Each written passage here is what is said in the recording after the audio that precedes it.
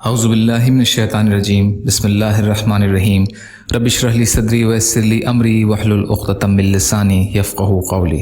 17 ربیع الثانی اسلامی تاریخ۔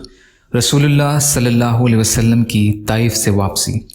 رسول اللہ صلی اللہ علیہ وسلم نے طائف جا کر وہاں کے سرداروں اور عام لوگوں کو دین حق کی دعوت دی، مگر وہاں کے لوگوں نے اسلام قبول کرنے کے بجائے رسول اللہ صلی اللہ علیہ وسلم کی سخت مخالفت کی، گالیاں دیں، پتھروں سے مارا اور شہر سے باہر نکال دیا۔ پتھروں کی چوٹ سے آپ صلی اللہ علیہ وسلم کے بدن مبارک سے خون جاری ہو گیا۔ شہر سے باہر آ کر ایک باغ میں رکے۔ وہاں حضور صلی اللہ علیہ وسلم نے اللہ رب العزت سے دعا کی اور اپنی کمزوری، بے بسی اور لوگوں کی نگاہوں میں بے وقتی کی فریاد کی، اور اللہ تعالیٰ سے نصرت اور مدد کی درخواست کی، اور فرمایا: الہی، اگر تو مجھ سے ناراض نہیں ہے تو مجھے کسی کی پرواہ نہیں، تو میرے لیے کافی ہے۔ اس موقع پر اللہ تعالیٰ نے پہاڑوں کے فرشتے کو آپ صلی اللہ علیہ وسلم کے پاس بھیجا، اور اس نے آپ صلی اللہ علیہ وسلم سے اس کی اجازت چاہی کہ وہ ان دونوں پہاڑوں کو ملا دے جن کے درمیان طائف کا شہر آباد ہے، تاکہ وہ لوگ کچل کر ہلاک ہو جائیں۔ مگر حضور صلی اللہ علیہ وسلم کی رحیم و کریم ذات نے یہ جواب دیا کہ مجھے امید ہے کہ ان کی اولاد میں سے ایسے لوگ پیدا ہوں گے جو ایک اللہ کی عبادت کریں گے اور اس کے ساتھ کسی کو شریک نہیں ٹھہرائیں گے۔ حضور صلی اللہ علیہ وسلم کی اس دعا کا اثر تھا کہ محمد بن قاسم جیسے بہادر نوجوان طائف کے قبیلہ بنو ثقیف سے پیدا ہوئے، جن کے ہاتھوں اللہ تعالیٰ نے ہندوستان تک اسلام کو پہنچایا۔ اللہ کی قدرت، ناک کے بال۔ اللہ تعالیٰ نے ہر چھوٹی بڑی چیز کو حکمت اور مصلحت کے ساتھ پیدا فرمایا ہے۔ انسان آکسیجن کے بغیر زندہ نہیں رہ سکتا، اس لیے اللہ تعالیٰ نے سانس کے ذریعے تازی ہوا کو کھینچنے اور گندی ہوا کو باہر نکالنے کا نظام بنا دیا۔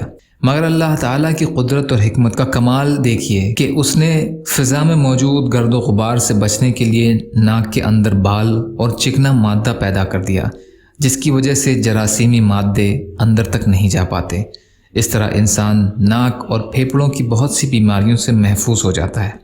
واقعی اللہ تعالیٰ نے اپنی قدرت سے معمولی چیزوں کے ذریعے انسان کو بڑی بڑی بیماریوں سے محفوظ کر دیا ہے۔ ایک فرض کے بارے میں، شوہر کے بھائیوں سے پردہ کرنا۔ رسول اللہ صلی اللہ علیہ وسلم نے فرمایا: نامحرم عورتوں کے پاس آنے جانے سے بچو۔ ایک انصاری صحابی رضی اللہ تعالیٰ عنہ نے عرض کیا: دیور کے بارے میں آپ کیا فرماتے ہیں؟ آپ صلی اللہ علیہ وسلم نے فرمایا: دیور تو موت ہے، دیور تو موت ہے۔ فائدہ: شوہر کے بھائی وغیرہ سے پردہ کرنا انتہائی ضروری ہے، اور اس سے اس طرح بچنا چاہیے جس طرح موت سے بچا جاتا ہے۔ بخاری کی روایت ہے، عقبہ بن عامر رضی اللہ تعالیٰ عنہ روایت کرتے ہیں۔ ایک سنت کے بارے میں، استنجے کے بعد وضو کرنا۔ اما عائشہ رضی اللہ عنہا فرماتی ہیں کہ رسول اللہ صلی اللہ علیہ وسلم جب بیت الخلاء سے نکلتے تو وضو فرماتے۔ مسند احمد کی روایت ہے۔ ایک اہم عمل کی فضیلت، اگلی صف میں نماز ادا کرنا۔ رسول اللہ صلی اللہ علیہ وسلم نے فرمایا: اللہ تعالیٰ اور اس کے فرشتے پہلی صف والوں پر رحمت بھیجتے ہیں، اور مؤذن کی بلند آواز کے بقدر اس کی مغفرت کر دی جاتی ہے۔ خشکی اور تری کی ہر چیز اس کی آواز کی تصدیق کرتی ہے، اور اس کے ساتھ نماز پڑھنے والوں کا ثواب اس کو بھی ملے گا۔ نسائی، برا بن عازب رضی اللہ عنہ راوی ہیں۔ ایک گناہ کے بارے میں، نماز چھوڑنا۔ رسول اللہ صلی اللہ علیہ وسلم نے فرمایا: جو شخص جان بوجھ کر نماز چھوڑ دیتا ہے، اللہ تعالیٰ اس کے سارے اعمال بیکار کر دیتا ہے، اور اللہ کا ذمہ اس سے بری ہو جاتا ہے جب تک کہ وہ اللہ سے توبہ نہ کر لے۔ ترغیب و ترہیب، عمر بن خطاب رضی اللہ عنہ روایت کرتے ہیں۔ دنیا کے بارے میں، دنیا سے بچو۔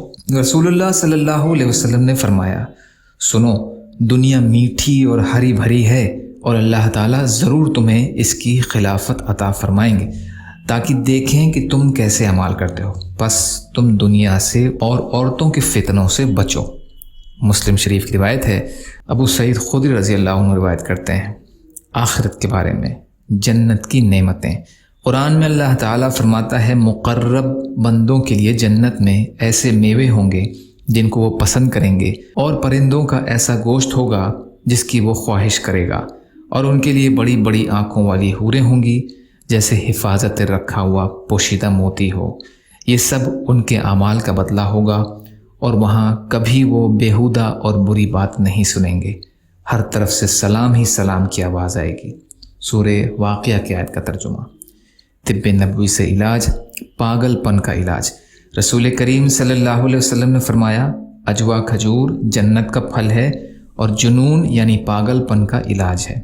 ابن ماجہ کی روایت ہے، ابو سعید خدری رضی اللہ عنہ اور جابر رضی اللہ عنہ راوی ہیں۔ یا اللہ ہم سب کو کہنے سننے سے زیادہ عمل کی توفیق عطا فرما۔ یا اللہ جو مظلوم ہیں، پریشان حال ہیں، بیمار ہیں، قرض میں ہیں، بے روزگار ہیں، محتاج ہیں، ان کی مدد فرما۔ یا اللہ جو مانگا وہ بھی عطا کر دیجئے، جو بھول گئے ہوں اپنے فضل کرم سے عطا فرمائیے برحمتک یا ارحم الراحمین۔ لا الہ الا اللہ محمد رسول اللہ۔ السلام علیکم۔